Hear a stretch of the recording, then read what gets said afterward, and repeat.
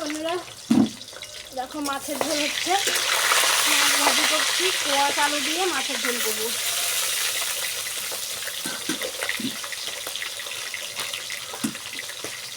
এই দেখো কোয়াশ আর আলু কেটে নিয়েছি, লঙ্কা চিড়ে দিয়েছি।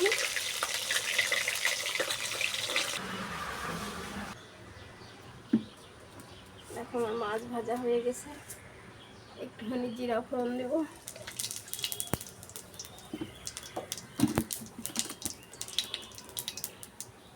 আর এটা ঢেলে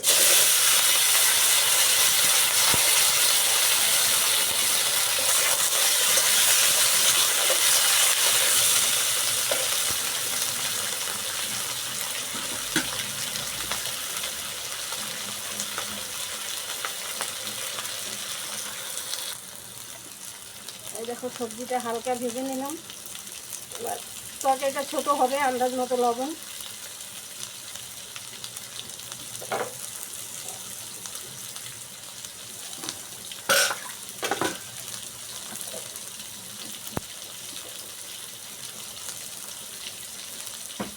হলুদ,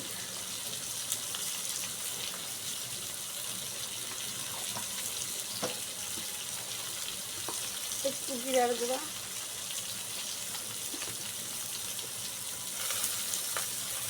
একটু ধনিয়া গুঁড়ো,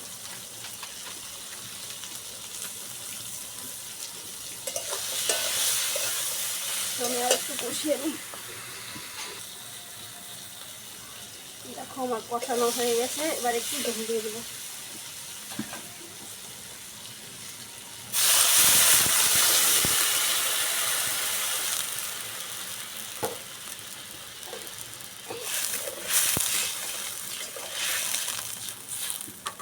ঝোল দিয়ে ঢেকে দেবো, কোয়াশ আলুটা সেদ্ধ হোক।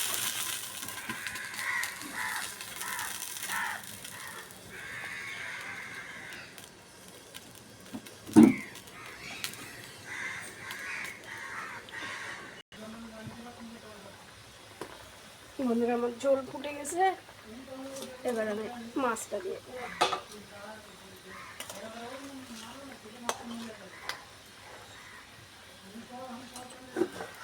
আর একটু ঢাকা দিয়ে দেবো।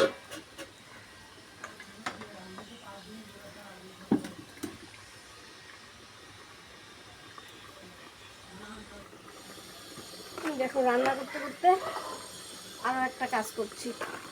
এই যে এতগুলো করলাম গাছ লাগানোর জন্যে, জলটা যাতে বের হয়ে যায়, জল নিকাশি জায়গা। এবারে গায়ে মিডিলে মিডিলে একটা করে দেবো। রডটা গরম করে নিচ্ছি।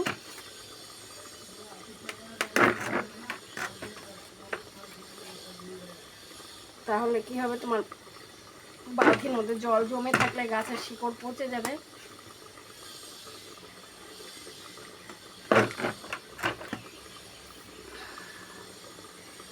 এক ভিডিওতে তোমাদের দুটো জিনিস দেখিয়ে দিলাম। বন্ধুরা প্লিজ আমার ভিডিওগুলো শেয়ার করো অনেক, আর করবো না, এটাই অনেক। তো আজকে একটা করলাম, আর অনেক বালতি আছে, পরে করব।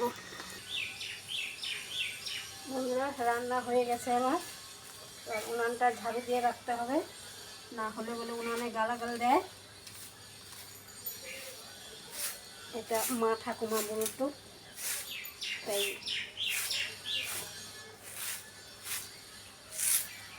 ঝাড়ু দিয়ে নিলাম। দেখো আমার মাছের তরকারি হয়ে গেছে, একটু আমের টক রান্না করলাম, আর কড়াই টড়াই সব মেজে নিয়েছি।